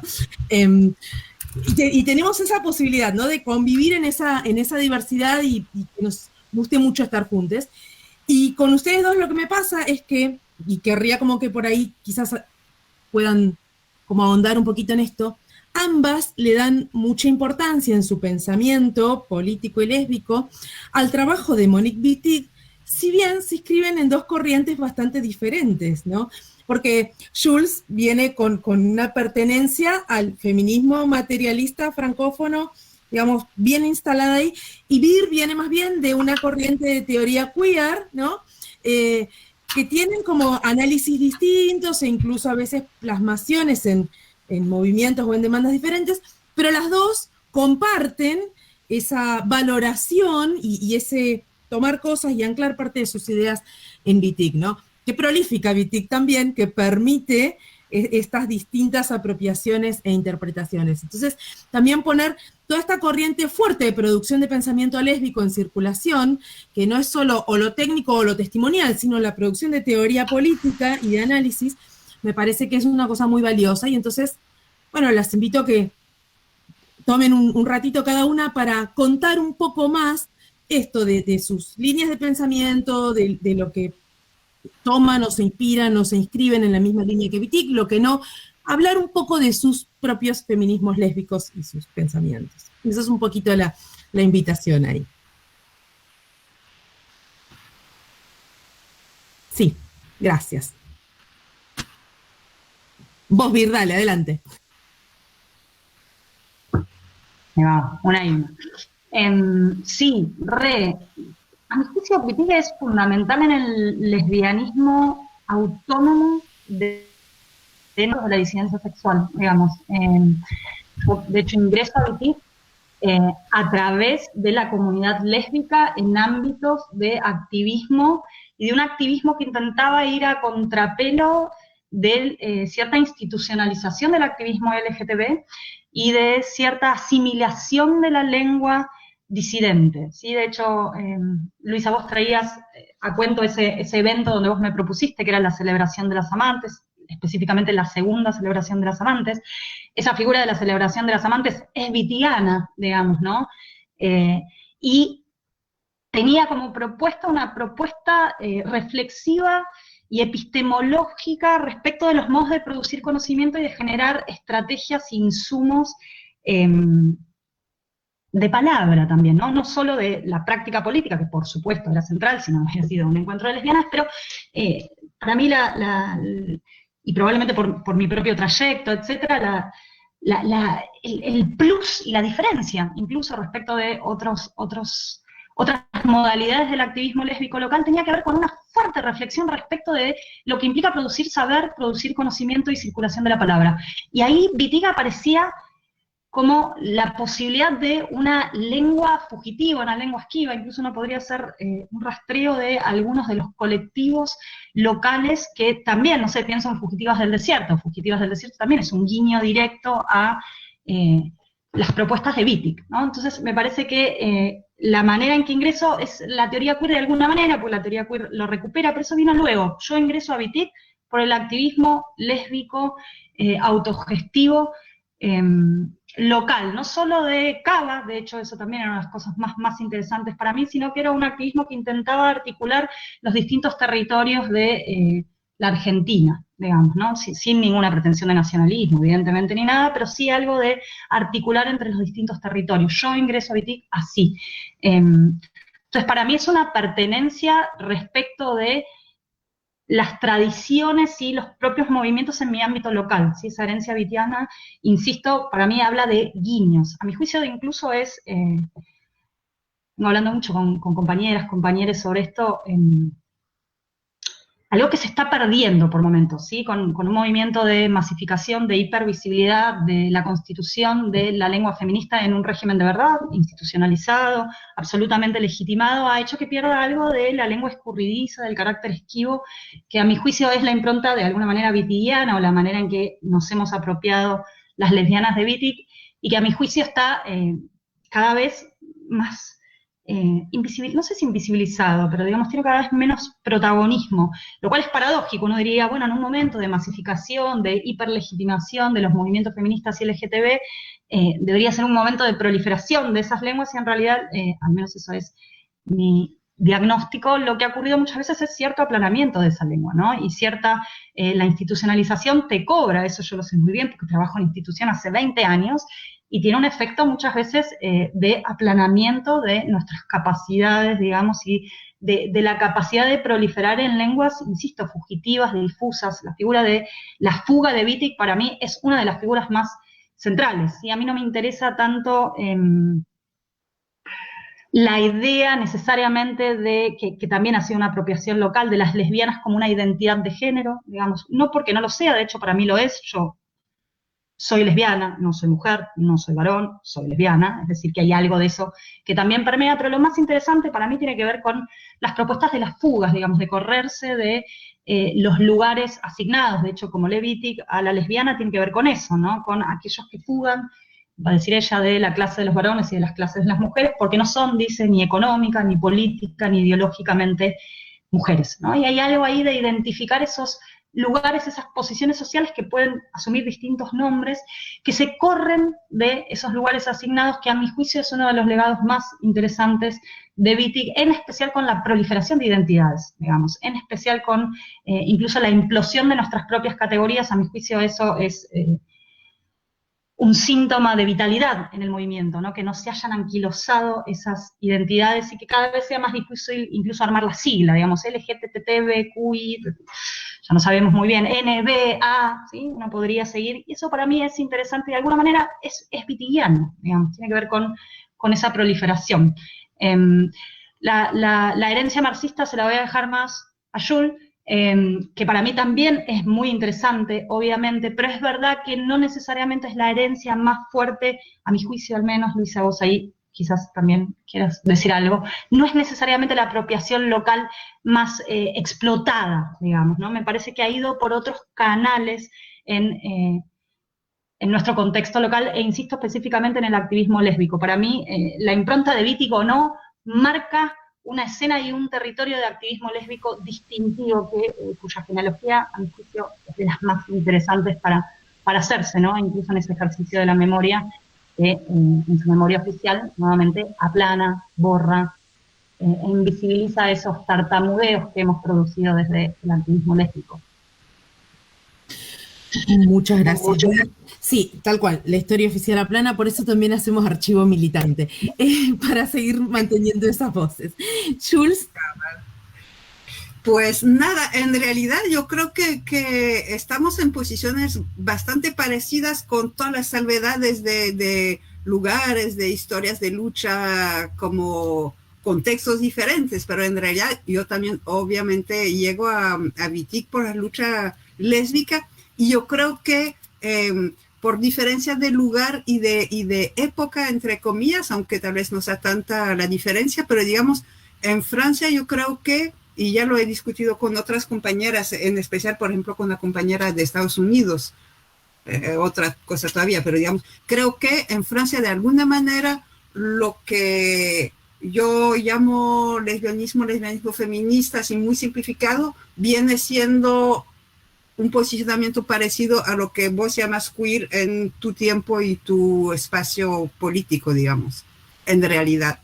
Entonces, yo sí creo que hay bastante parecidos, y yo realmente me he desenvolvido sobre todo en espacios lésbico-feministas, así como también alternativos, ¿no? Libertarios, anarcos, autónomos, autogestionados, muy críticos del Estado y del patriarcado. Lo que sí, tal vez, no, ahí sí no sé porque tú no lo dijiste mucho, pero digamos, yo sí no vengo del movimiento LGBT, yo sí vengo del feminismo, y aunque no sea mujer, tampoco yo, pero no, sí me alío con la gente que las ubicaron en el lugar de mujeres y no tanto con la gente que fue ubicada en el lugar de los hombres, ¿no? Y yo sí como que voy mucho, yo creo, en tu sentido también, ¿no? Tu lectura de Wittig, aunque eso iba a decir también, Wittig da para leer muchas cosas diferentes y sobre todo también tiene que ver con cómo está traducida de repente, ¿no? Pero de todas formas, yo sí creo que lo que me llama la atención en ella es sobre todo su desnaturalización, su pensar ni el sexo ni el género, su pensar la heterosexualidad desde una perspectiva que no es naturalista. Ella no parte de que haya hembras y machos, ni mujeres, ni hombres, ni nada por el estilo, ¿no? Y su crítica tan profunda, digamos, y su enfocar la heterosexualidad como, y la supuesta diferencia sexual como el problema, ¿no? Y cuestionar eso es lo que... Su desvelar esa supuesta evidencia que no es nada evidente y no es ninguna realidad, ni menos una realidad natural. Y yo sí es decir, yo tal vez no diría tanto lo de la fuga, sino lo del negarse rotundamente a creer en lo que nos dicen que es la verdad natural, etcétera. Tiene que ver con una fuga, pero es algo tal vez un poquito diferente, tal vez una fuga mental. Y también retomo la otra parte, que es, yo entiendo que ella dice, las lesbianas son las que se fugan, pero que también se devuelven de noche a quemar la plantación o lo que sea. Es decir, en ese caso no es plantación y no hay que confundir la lucha de la gente esclavizada afro, digamos, con la lucha lésbica, pero digamos sí, retomo mucho esa idea de volver y combatir, y que es una lucha de vida y muerte, vida o muerte, en contra de la heterosexualidad. Porque eso, si nomás nos fugamos, pues nos, entre comillas, intentamos salvar de una en una, dos en dos o tres en tres, pero digamos el problema queda enorme y además, primero es mala onda y segundo es poco eficiente porque vuelve y nos recaptura inmediatamente o muy luego, ¿no? Y nos inflige horribles sufrimientos en ese proceso. Entonces yo sí creo que también esa dimensión de una lucha de cada momento y colectiva, digamos, no solo personal, sino que también colectiva contra esa idea, contra ese pensamiento straight, esa ideología de la diferencia sexual, esa ideología naturalista que, dicho sea de paso, también es la misma ideología naturalista la que respalda el sistema racista y colonial que también combatimos y combato como lesbiana, ¿no? Eso es lo que saco de Wittig, como esa... Y yo creo que es muy interesante, hay textos de Wittig en los que realmente ella como da elementos para pensar un sistema de opresión que en el texto no se puede saber si es una opresión racial o de sexo o de qué. Es un texto que no sé si es muy conocido, ni sé si está traducido al español, que se llama Los Chich y los Chuch. Y bueno, les chiches y les chuches. Y es un texto que está en un libro que se llama París la política. Y ese texto a mí me dejó bien pensativa, por eso mismo que en realidad se puede leer en varios niveles y yo creo que eso también es la riqueza, ¿no? A través de la literatura, pero diríamos tal vez en un vocabulario más decolonial de hoy, a través del arte, de la cultura, no solo luchar a través de una cosa más intelectual, ideológica, política, clásica, digamos, sino que también desde la cultura se me hace un aporte muy, muy bello, importante, que no solo ella, obviamente, ¿no? También, por ejemplo, muchas mujeres afros y racializadas en general usaron la literatura porque otras puertas le estaban cerradas o porque querían, ¿no? Pero, digamos, Wittig en eso tiene también, está conectada con los dos elementos y eso se me hace muy, muy importante, muy fuerte, muy lindo. Bueno, muchísimas gracias a las dos por estas ideas, por lo que trajeron. Siempre un placer compartir la conversación con ustedes y compartir los libros y que sigamos haciendo cosas juntas. Solo para cerrar, que nos quedan los últimos 5 minutitos, insistir en que por más que nos digan que el libro ya es una cosa obsoleta, no lo es, los libros siguen siendo cosas súper potentes, y en esto que yo decía, bueno, sacamos ideas de la universidad, también con los libros metemos ideas en la universidad, porque el libro sigue siendo un objeto que tiene un instrumento con mucha validación. Entonces, a través de que algo está en un libro, bueno, pasa a integrar los planes de estudios, y entonces podemos meter otras ideas nuevas y con otras perspectivas y otras fuerzas para que lleguen también a esos espacios de formación, ¿no? Los libros siguen siendo algo poderoso y algo actual, y también los libros en papel, ¿no? Los libros en papel que son como objetos, son tal cual un vehículo de cosas bellas. Tratamos de hacer libros que sean lindos, que sean bellos, que digan algo en sí, y también son un objeto amoroso y del afecto, ¿no? Regalar un libro, prestar un libro, es un montón. Siguen siendo uno de los mejores regalos del mundo, darle a alguien un libro en papel y que se pueda sentar y leer a su tiempo, y llevárselo donde sea, y marcarlo, y prestarlo y hacerlo circular. Entonces, un poco eso, seguimos como valorando los libros como algo afectuoso y bello y bonito y que nos gusta tanto. Pero si querés cerrar, yo por mi parte estoy, y agradecerles muchísimo de nuevo a todas, a todos y a todes, especialmente a Marc, a Jordi, a Jules y a Vir por acompañarnos. De paso. Bueno, yo estoy, vamos a confesar con Luisa y con Leo que no sabemos muy bien qué hacer con esta actividad. Y recién le comentaba a Leo que terminamos saliendo hermosa como siempre que pedimos, echamos mano a los afectos, a las amistades, porque una de las cosas que nos gusta decir, nos quedaron un montón de cosas para decir sobre la editorial que charlamos a menudo con Luisa y con Leo, es que nosotras a esta altura queremos hacer libros con amigas. Queremos la fiesta de hacernos amigas de las autoras, tanto Vir como Jules hemos generado una amistad, y en principio eran autoras, gente que nos interesaba lo que tenían para decir, y luego fuimos labrando amistad, lo mismo que con Jordi, que con Marc, ¿no? Entonces, privilegiar por sobre el éxito o el hit que puede ser un libro, y eso también nos diferencia de la manera comercial y ortodoxa de pensar los libros, ¿no? Que sea una fiesta poder producir un libro. Esto que también decía Jordi, de no poder dormir de la excitación que nos da tener una actividad o una conversación o el lanzamiento de un libro. Así que bueno, yo quería agradecerles mucho que hayan participado con nosotras, y bueno, gracias por seguir confiando en nosotras, ¿no? Para editar sus trabajos. Así que decirles también que extraño mucho los cuerpos, que bueno, eso. Bueno, y a la tarde es la siguiente actividad, pero si querés recordar el horario. Cierto, ¿no? Bueno, es a las 16, son muchos países, y es a las 16 de Argentina y de Brasil.